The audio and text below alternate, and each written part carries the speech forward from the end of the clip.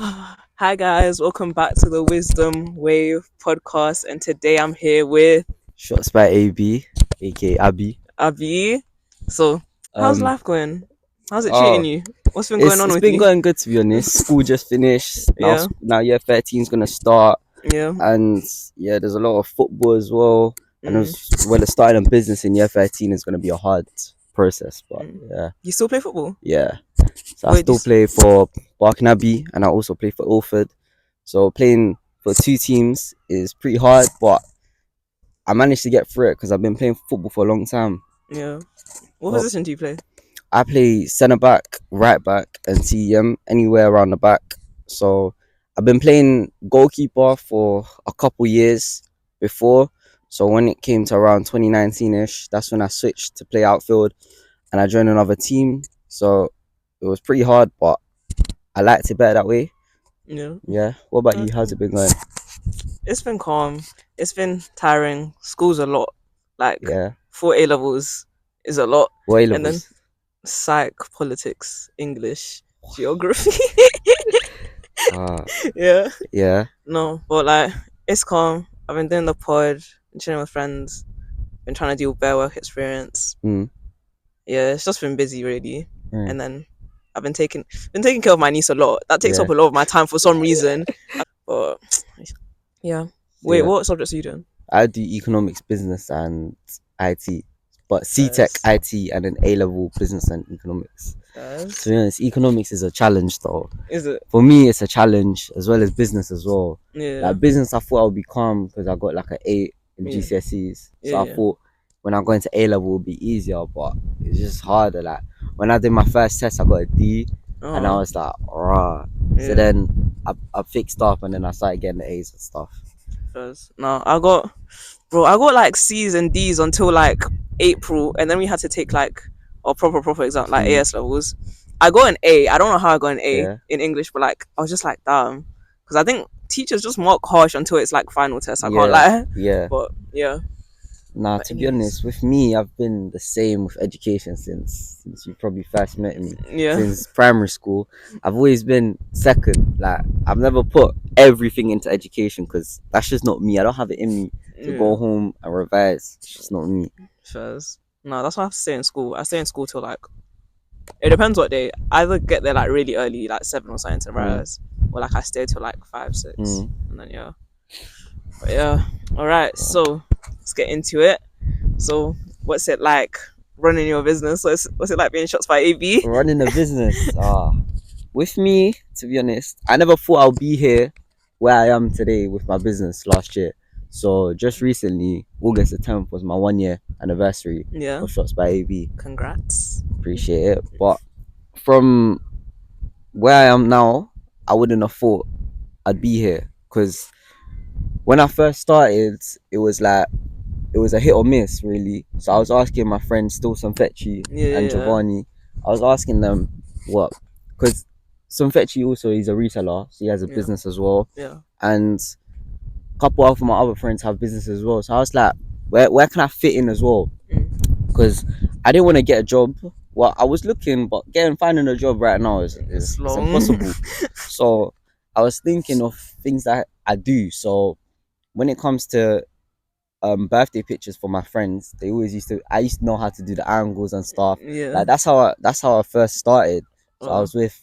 I was taking some Fetchy's birthday pictures and they came out really good. So Yeah. then my uncle, he had a camera, so every time we would go out on like family trips or like abroad, he would always bring the camera. So I was like, let me just deal with it. And from there I taught myself how to take pictures, and then She. I was just asking people, yeah, how did they look, and then yeah, they Yeah. liked it, to be honest. Okay. First, it sounds like it came naturally though. Yeah, Yeah. so yeah, I never did any course or I never did any YouTube videos or anything. It was Yeah. just straight, just let me learn. Like that's how I First. learn. I learn by just doing what you have to do and Mhm. then mastering it. All right. Cool. Mm. Cool. All right. So like, why did you want to start it? Is it just like just have like a side hustle, just to like have some money coming in, or Yeah, just to like be honest, I mm, started it because I found a passion. Like even with social media, I do a lot of TikTok and stuff, yeah, and getting recognition like that is kind of like, it's entertaining for me to be posting and marketing, because I really like to market stuff. Yeah. So through that, I would like, for me to carry on doing pictures would be good for me to say, like, it's the thrill of owning my own business and not having to work for someone else, rather working for me. I get what So you mean. that's why I've like carried on. Alright, okay, cool. First, you like marketing? Like, do you like making the TikToks and stuff? Yeah, Like, yeah, it's really entertaining, you know, like trying to find my own ideas or making my own ideas. Yeah. Because sometimes there'll be days where I have no ideas at all, and I have to go look at someone else's to just try and recreate something. But usually I like to make my own, so it's generic and no one else can really do it. Yeah. So it's like, yeah. No, when I have to like make my TikToks and stuff, like I just love seeing like the analytics and the little graphs, and then I track. Okay, people looked at it at this time. Now next time I need to post that. I love planning that. Yeah, that's what I do. I have to make sure. So with me, I try to keep like a TikTok ready for every day. Like yesterday, I would have a TikTok, and the day after, I have the TikTok ready already. So I'll post it at a certain time where I think, oh yeah, this is when most people interact and stuff. Yeah. Because that's the hardest part, when you get a TikTok ready that probably takes like an hour maybe of editing for it to not get views, and it's like, why did I do that? Why did I spend so much time for it exactly to go nowhere? That's the worst feeling ever. Yeah. But gosh, I forgot what I was gonna say. I actually had something in my like, I started my podcast. What's going on? I started my podcast because I feel like it's just way more chill than like other types of content. Like, you're just talking, you're speaking. Yeah. Whoever's watching it, they get to know what they want to know. It's just more chill, because I don't want to be out going out of my way to go to different locations, plan elaborate like different things. Like, and it's good to stick to what you know. Like, I know how to spread information, and that's it. You know what I'm saying? I think that's the key of starting a business or starting something like that, because you need to know. If you know what you're doing, it's easier than trying to do a job that you don't know. So if I never took pictures on my phone or something, or if I never knew how to use a camera, I wouldn't start photography and then go do a course to learn how to use a camera and then do it. I'd rather go straight in. So even with your podcast, now that you're gonna get customers, clients, whatever, however you call it, you're gonna be able to talk and spread information, do what you do, and then just be able to build on what you already know. Build on whatever you have. So now you spread information. However, you're saying with your LinkedIn and stuff. Now you can be able to spread your information through YouTube and stuff. So it's easier. Just do what you do, but in better ways. Exactly. You see what I'm saying? Just monetize the skills you already have. Like, that's what I would even say. Like, through TikTok, you can make money. Create a program problem, but with me, it's too much. So I make my money through promoting on there, but then promoting my business. So it's different. So I'm promoting to get a client, rather than promoting for TikTok to then get views and stuff. More views, so Well, anyways, I wanted to ask you, like, what's like the craziest places that you've gone on taking your pictures and stuff? Craziest places. Like, where was the location where you were just like, damn, like, how am I here right now? If there was any. With me, I wouldn't go to a location where it's out of the blue and I don't know, because I need to plan my journey to get there. So if I see a location that's out of nowhere, like on the other side of London, and there's no shops, nothing nearby, I start to doubt if they really want to take pictures there. So I just automatically won't go there.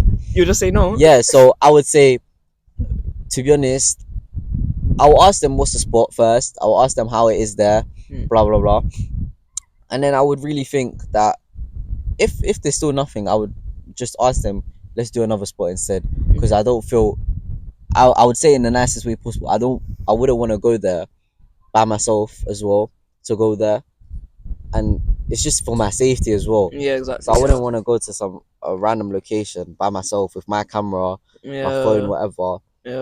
And then it's the fear. So the craziest place I've been, maybe the North London. So I had 3 clients in one day, and I was on my way to North London, which was the first one, because with 3 clients I have to plan my day perfectly. So I have to know that this train will take me there in time. So if the client finishes at 6 and I need to be at a client at 6:30, that journey cannot take an hour because then I'll be 30 minutes late. So I have to plan my journey according to that. Based upon that, I planned my 3 clients in one day trip. So I was on my way to North London. Then the client messages me saying, yo, so automatically my fear strikes because I've had a couple clients that's cancelled. So when he says yo and I'm halfway there, I'm like, man. So I'm hoping that he's saying, how far are you, or we're here already. When I hear we're here already, it makes me smile. It makes me walk faster. But then he was like, apologies. I was like, wow. So then he had told me he had to cancel for the reason. And then, so I'm in North London. I'm just waiting at the train station. I'm asking my second client if she can do earlier, but she can't. I'm asking if the first client can do before. My second client can do before, so that I can do it and finish earlier, but they can't. So now I'm on my way there. I'm just sitting in McDonald's, just eating slowly by myself, just waiting. Then I did a client, then I did the other client. Then she wanted to go late. She wanted to run late, but then I have another client after that, so I can't do that. So it just became harder and harder. And then I managed to do all 3, but it was just a crazy story trying to go all the way there. Another crazy story. With me and crazy stories, it just goes on and on, because as soon as I mention the word late, it just becomes crazy. Because the amount of late fee I've had to wait, my longest time I've waited, but it's still paid for waiting. So I get paid for waiting there. Do you get paid for each hour that you're waiting? So I say when it's 10 minutes, I charge £10. So if you're 10 minutes late, I'll give you 10 minutes. You give me a time, I'll give you 10 minutes. If you're later than that, it's £10 late fee. And then so on, I quote them the price. And they have to be able to pay, otherwise I'm going home.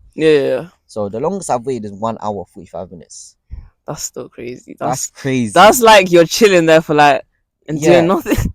So it's cool, I'm getting paid, but 1 hour 45 to just do absolutely nothing. So I was like, wow. It's just, but it's the commitment you have for your business. So I would do that again. Because I know it's for the business.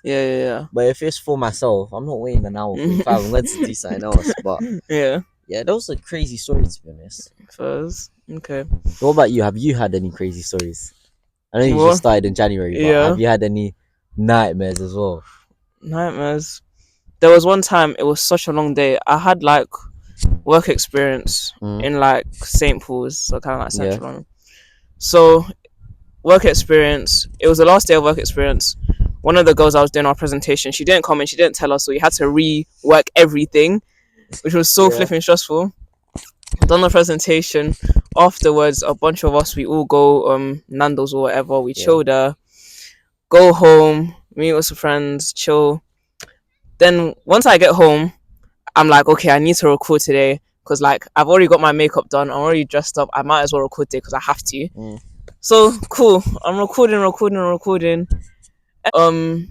I turn back around to the camera. I look at the camera. Camera's cut off half of my face. I'm like, by this time it's 11 o'clock. I'm like, I need to go to sleep. It wasn't even school or anything. It was a Friday, but I was just like, I want to go to sleep. I'm so flipping tired from the day. Then it cuts me out. Then I record again another 20 minutes. It's out of focus. And I record again. I finally get it right. It took me because I was just so frustrated having to go through each individual video to get the good bits. It took me 3 days to edit it. And then, it's just stressful. But I create my own stress. I don't really have people stressing me about this. If it was other people, I'd be a lot more I wouldn't be a fun person to be around. I'm not when I get angry, I actually get angry. You can't mess about with me. But I'm happy I don't have to deal with actual people. If I was you, I couldn't. I have to deal with people that don't understand the fundamentals of being on time. So that's one thing where I'm like, wow, you tell me a time, I'm cool. Even if you change it, I'll go to that story in a bit. But when you tell me a time, you're giving me I'm not giving you the time. Exactly. You told me. You're telling me 7 p.m.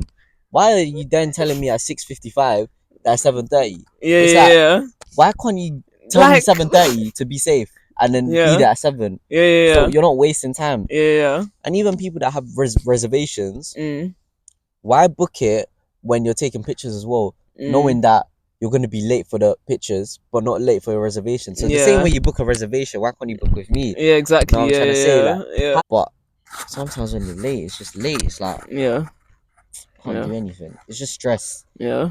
Unnecessary stress. And then when they come, I need to make sure that I'm normal. Yeah. I'm normal because I can't be angry. Yeah, he needs to be chill. Be like, normal, like, no matter who the client is, I need to I treat all my clients the same. Yeah. Unless you're my friend. I know you, but I treat all my clients the same. Yeah. So it's just consistency. Do you ever have like awkward clients?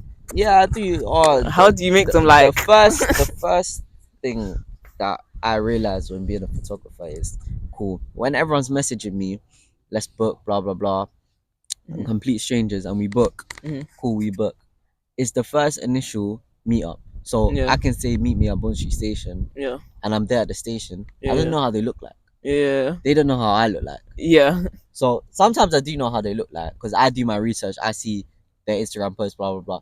But most of the time they don't know how I look like. Yeah. So I'm talking about like early of this year or like Aprilish. They wouldn't know how I look like. Yeah. Because I don't post my face as the business. So it's that first initial link up. Yeah. So I'm going up to them and they're like, "Are you this? Are you that?" It's just like it's like weird.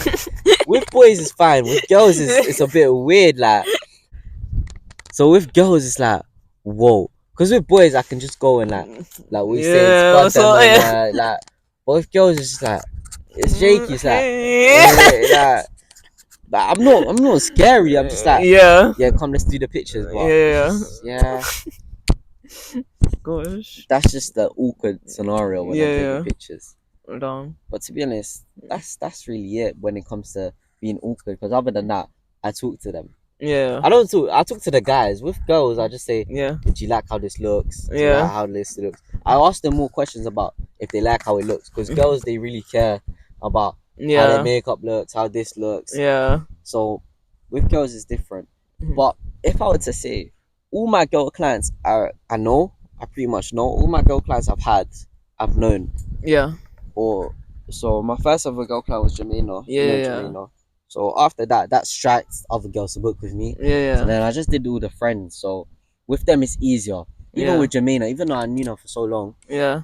It was nervous to do a girl client. Yeah. I've been doing boys, only boys.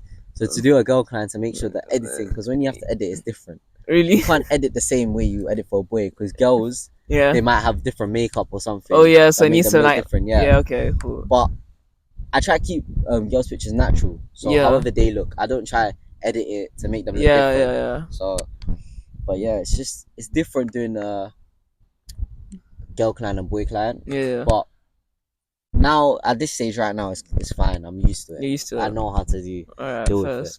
Have you ever done like group ones? I feel like that would be sick. Yeah, I've done a lot of group ones. Yeah, like the clothing one, clothing brand ones. Yeah, clothing brand ones are pretty fun. So the way I started clothing brand is Divine Clothing. They messaged me, so I thought it was just a scam. I thought it was a joke. So he messaged me on another account which only has 100 followers. Yeah. And he's messaged me, I'm the owner of Divine, blah blah blah. So I was like, "Are you sure?" I was like, "Are you sure?" Are you sure that's you? Divine Clothing has 20k, but why do you have 400? Yeah. So then I was like, "Can you message me on that account to be safe?" And then he messaged me. I was like, "Wow."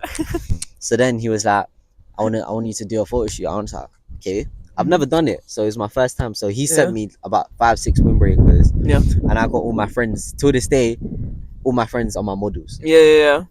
So till this day. Oh, and you know what? That's mad because I saw Toby one time on the train. I don't know if he recognized me or not. I feel like he probably did. Yeah. But I saw him and I could tell he was going to shoot something because he was wearing clothes. He was wearing a big jacket, and I was just like, "What's this guy doing?" I saw him on the train. We made eye contact, but he didn't say hi. Yeah. I felt awkward, but I knew he was gonna go shoot. And I saw you post pictures the next day, so that's what he was going. Nah, with all my clothing brands, all my friends are the models. Yeah. Because it's easier for me. So when I work with clothing brands, they usually send me the clothes. And then I do the shoot, and then I either send them clothes back, so I keep them. Yeah. So I just ask. Yeah, I know all the sizes of my models, so it's weird. You might not know your friend's size, but I know my friend's size. Yeah. I know that Toby's a medium. I know that he's medium bottoms as well. I know that he's large on the bottom and medium on the top. So it's like I know my clients. Yeah.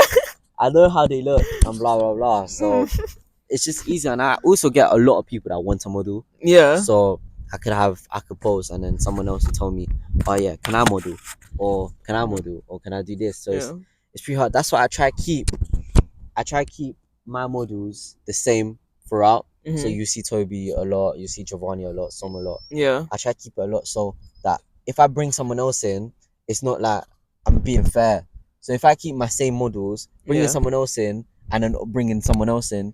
So if I bring you and I don't bring your friends, it's like it's unfair on her. Yeah. So that's why I try to keep my own models. But sometimes when they're not available, that's when I ask them. So it's easier. First. Yeah. But yeah, that's how it is with clothing brands. It's fun as well. I usually bring a speaker. Today it's all my friends. So some Toby, everyone's gonna come. I'll bring a speaker in a location, listen to music and take pics, and it's quicker. Yeah. So it's rather than having to deal with someone that I don't know. With someone Toby, I can put them in position. Yeah. If it's someone that I don't know, it's gonna be harder for me to like try and move them or tell them to do this. It's like Yeah. Alright, first, cool. What's it like trying to like do the business and school at the same time? It's hard, I would say, because having to maintain good grades for my parents. Yeah. It's hard to be able to also make money and do something that I like. I don't like doing schoolwork. If you asked me to drop out of school, I would have dropped out of school. But it's literally only for my parents, and in order to, if something does go wrong, I have school. Yeah. But I would always say that I'll go to school, get the job done, get whatever I can. Yeah. Because don't get me wrong, when it comes to like GCSEs and stuff, the last week before GCSEs, people might say it's a drag, but I only started doing it from the last week. Like the week before GCSEs, I started doing GCSEs. Like I started revising consistently. Before that, I would do revision, but not heavy. Only the last week I was to start. So that got crazy. But then I ended up getting like over 7 in majority. Yeah. Only like. I mean, calm. If you when I put my mind to something, I get it done. So I put my mind to my business, I get it done. I put my mind to getting stuff, I get it. So it's like with A levels, I know that by December, after December, I'm gonna have to take a step back from my business and focus on A levels from January until the end. Okay. Because A levels is something that you can't do you again. Can't like, rush. You can't rush it as well. You can't rush it. So I'll put my mind to it after December. So by December, I hope that my business is up and running, and then from January until whenever, like June, right? That's when A levels are. I don't know. Something like that. Till June, I will take like minimal clients, not over the top, and come back at reasonable times. So that it's easier for me to do everything. First. I feel like me myself, I struggle just like planning the content and then posting it, because sometimes I'll forget, oh wait, it's 8 o'clock, I should have posted by now. I should have done this by now. Because like I was revising or something, or I was out or something. So you have to be organized when you're trying to do something like this. I feel. When it comes to posting and stuff, like I usually, like last week I posted every day at 12 o'clock. So when it comes to 12 o'clock and I'm like, I'm stressing, I don't have content to post. But once you get carry on, it's a case where when you post, you know that the same people will support. So I know with me, it's, as a business owner, it's very important to realize which people show the most support. So I can see some people that support no matter what, every single day, no matter what, whenever I post. But then you can see some people that don't. And then it's something that you take into consideration when say if they book, you do an extra mile for them. Because they show the extra support that other people don't. Posting and that, I would say when it comes to posting, there's a lot of stress at the start. When you first started, there's a lot of stress. So I wanted to post on TikTok and Instagram and Snapchat, all of that. But when I said I'd rather focus on one, so when I say focusing on one, that means like focusing. So I spent a month just focusing on Instagram. So I went above and beyond on trying to push my Instagram to 1K followers. So I must have been on 400 in around March, and then I started investing in getting Instagram followers, asking people to shout me out, blah blah blah. And then I also got a keychain that has an NFC tag. So when you scan it on your phone, it links you straight to my Instagram. So things like that, you invest in as a business owner to make sure that when someone's around and they don't know what you do, just tell them to scan that. Because at this point, everyone has a phone. Everyone has Instagram. So you can easily tell them to scan this and through that. they automatically, that's another follower. Yeah. So I must have given it to one of my friends, and then they just went around school at lunchtime, just asking people to follow. Yeah. So that got me like 200 followers just in my school. Because in my school, pretty much most people my year, they all know that I do business. Yeah. And most people the other years know that I do business. So yeah. it's like they didn't know I have my page, so they follow me through that. Mm-hmm. And it's easy to get. So I can get one of my friends' keychain. I can get my mom, dad, brother, Yeah. whatever, and they will be able to just promote me for free. They have a keychain. Yeah. I'll pay for the keychain, and they promote me for free. Yeah. No, but I feel so awkward doing soft promo sometimes. I'll be like I can tell someone would really like it, but I'm just like, I don't know how to introduce it. Be like, oh yeah, by the way, I do. I just like, I feel it comes with the confidence. So it's like